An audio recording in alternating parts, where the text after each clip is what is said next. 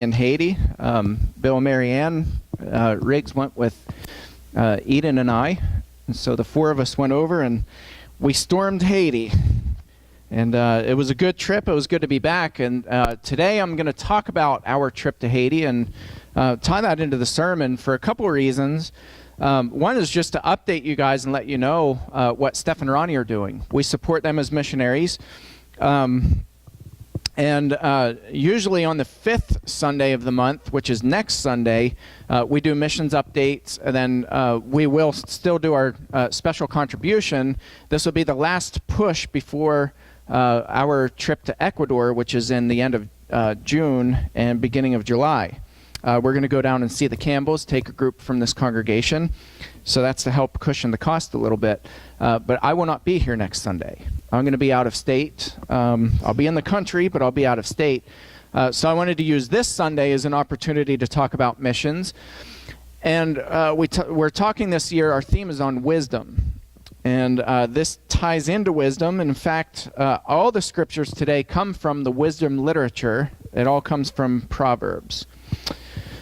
The Lord will plead their cause, the cause of the poor.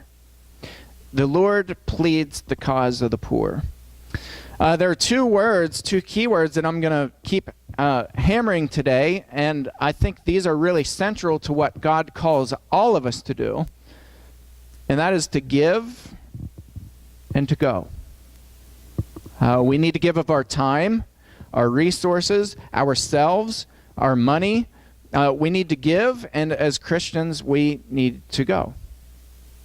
Whether it's across the street to our neighbor's house, or whether it's across the sea, across the state, we need to go. As Christians, we don't need to hunker down within our own congregations and be a church unto ourselves. We're called to go. The Great Commission says to go, therefore, into all the world. Give and go.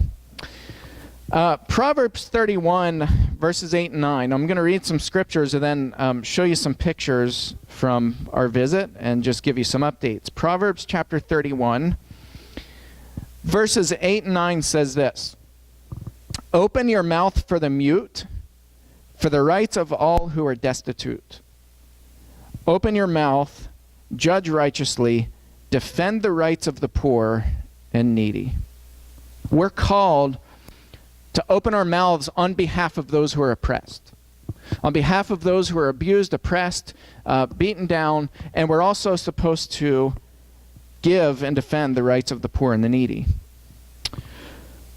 Proverbs chapter 14, verse 31. Proverbs 14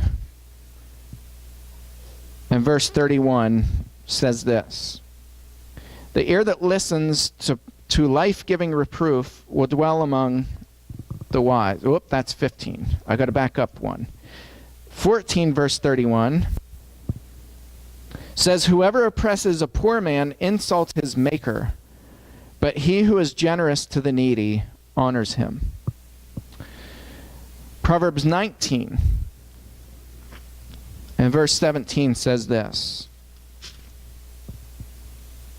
"Whoever is generous to the poor lends to the Lord, and he will repay him for his deed." And then Proverbs chapter 3,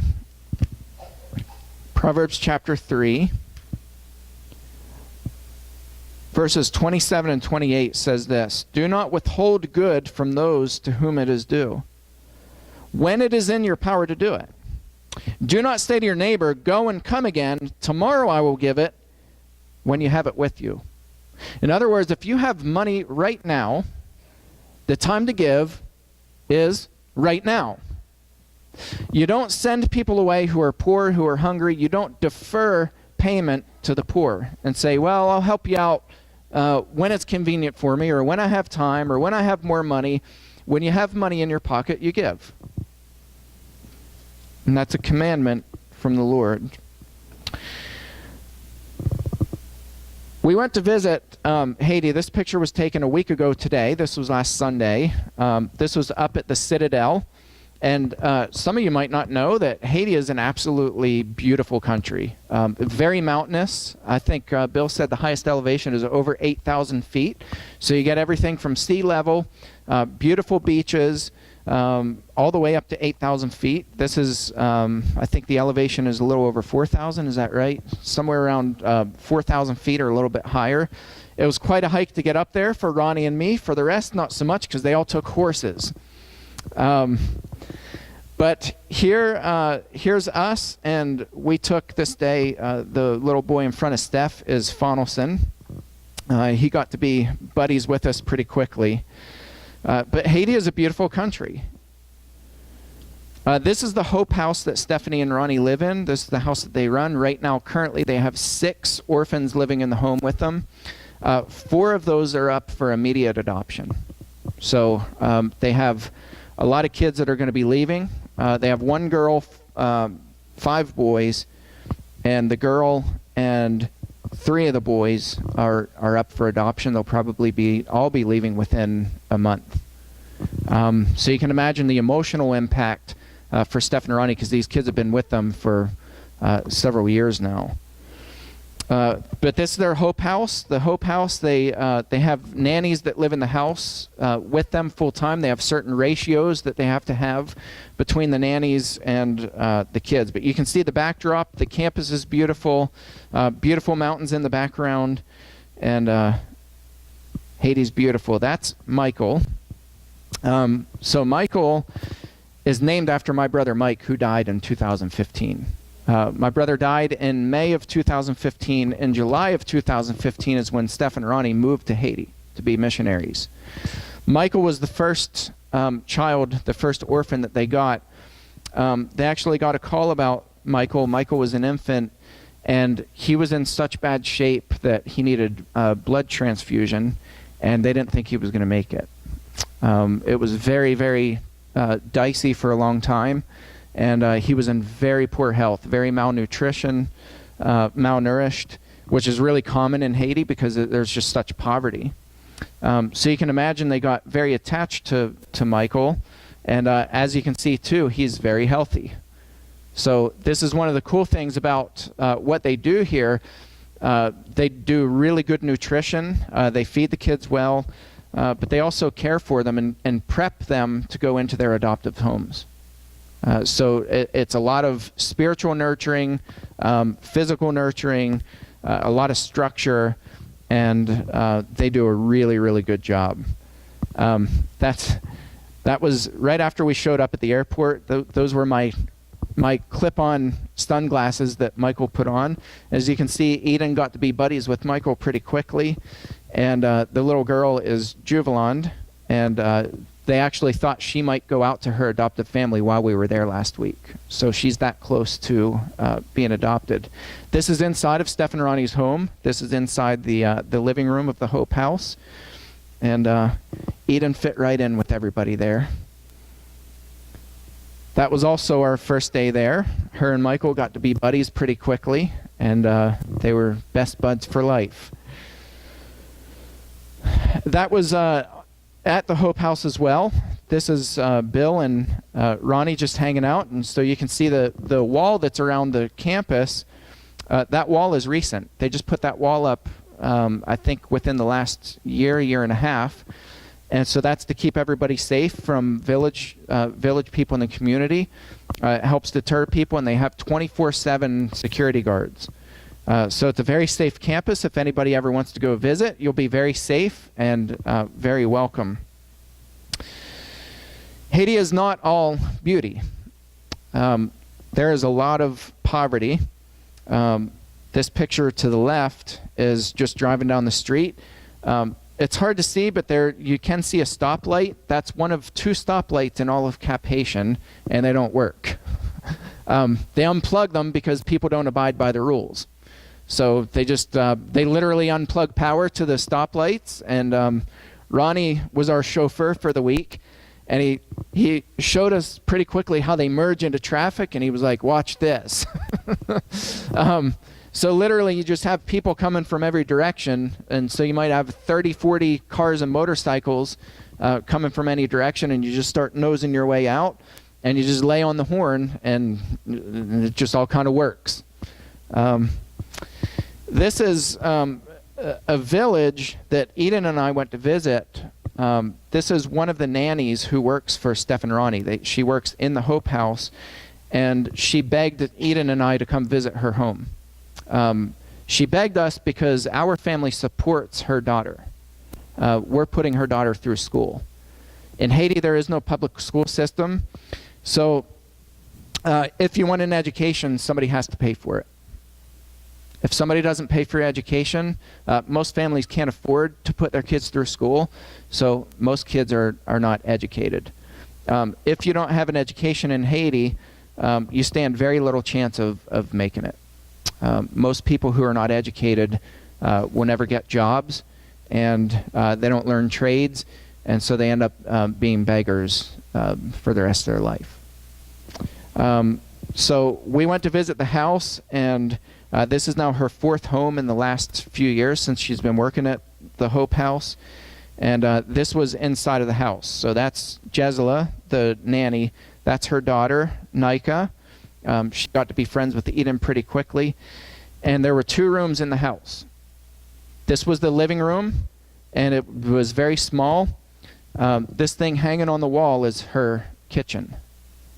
I didn't see any food on that, but Eden said that she saw a few beans on the very bottom shelf.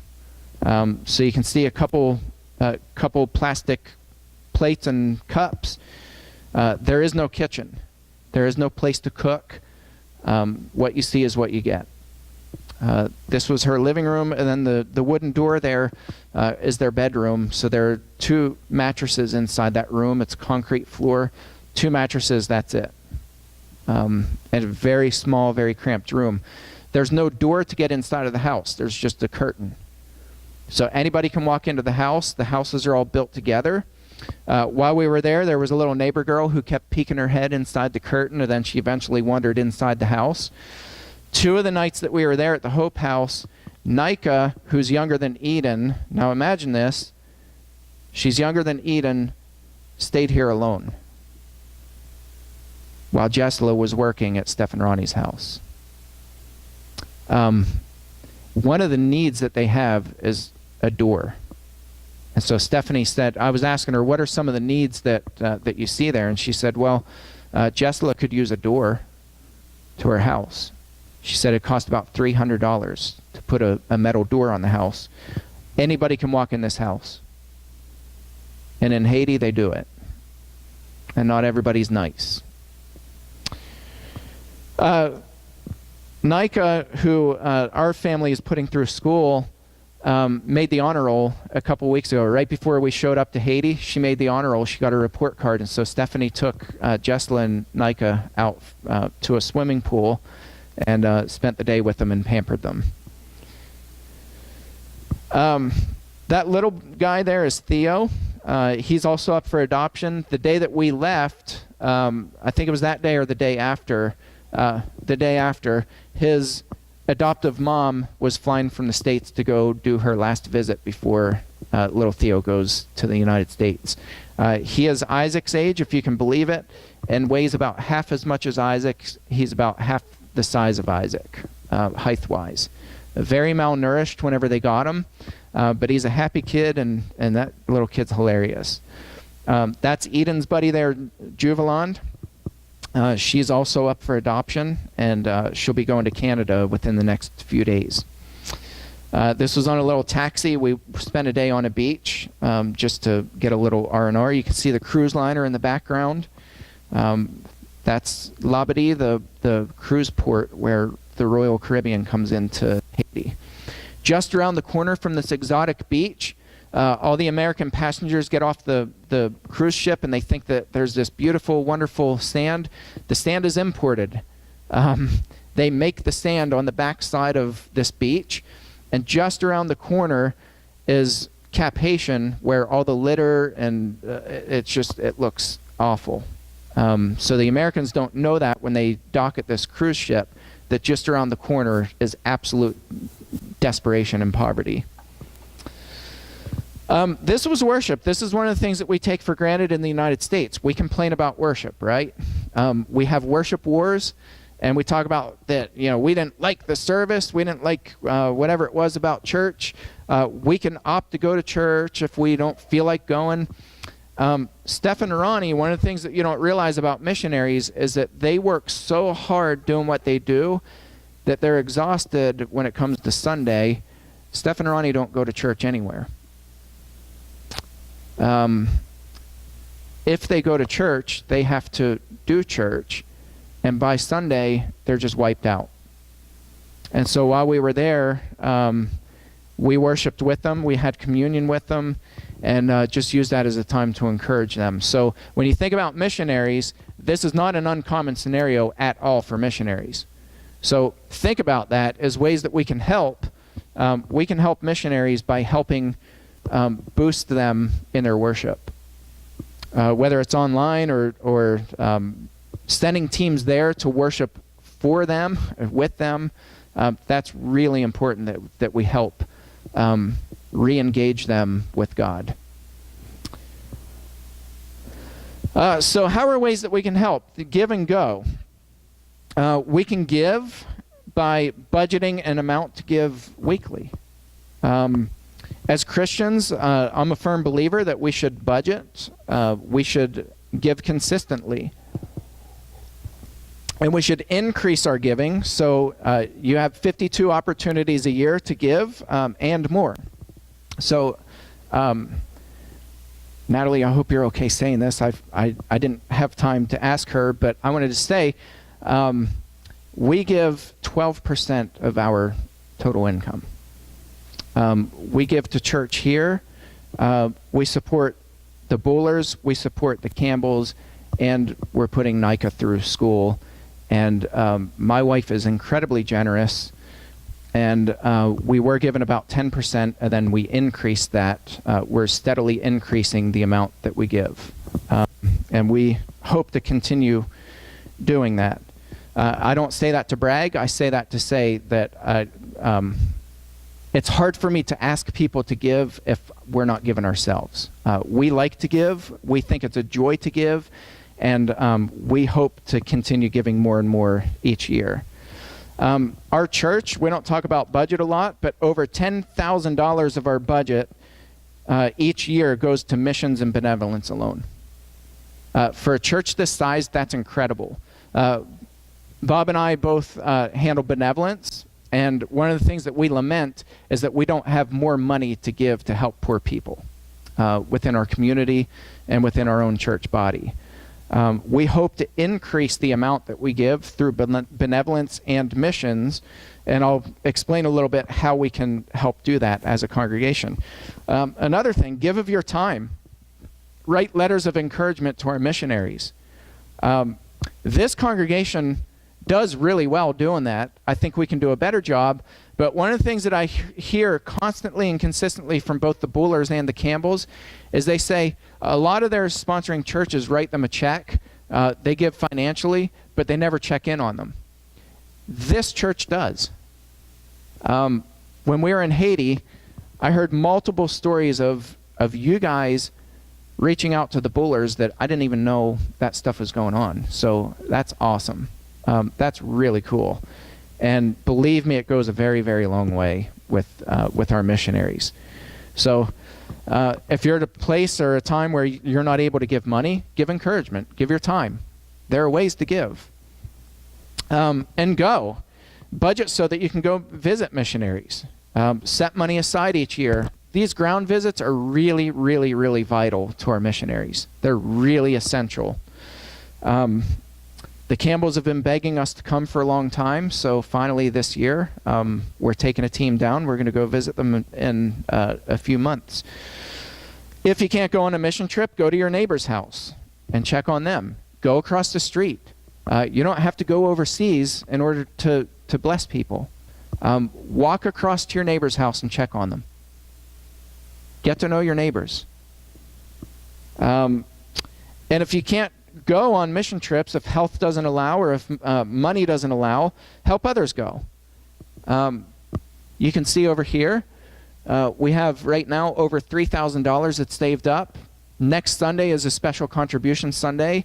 I hope that we can bump that up pretty significantly. That's to help cushion the cost of our missionaries who are going to Ecuador. That money is essential to send people who otherwise wouldn't be able to go. So help others go. If you can't go, bless other people and help them to go. And then this is something that we did on our website. I talked to our elders about this, and also our treasurer. Brent's our treasurer. And we decided that one of the things that we wanted to do as a congregation, people think small congregations can't help people. That's nonsense. This congregation does so much good globally, it blows me away.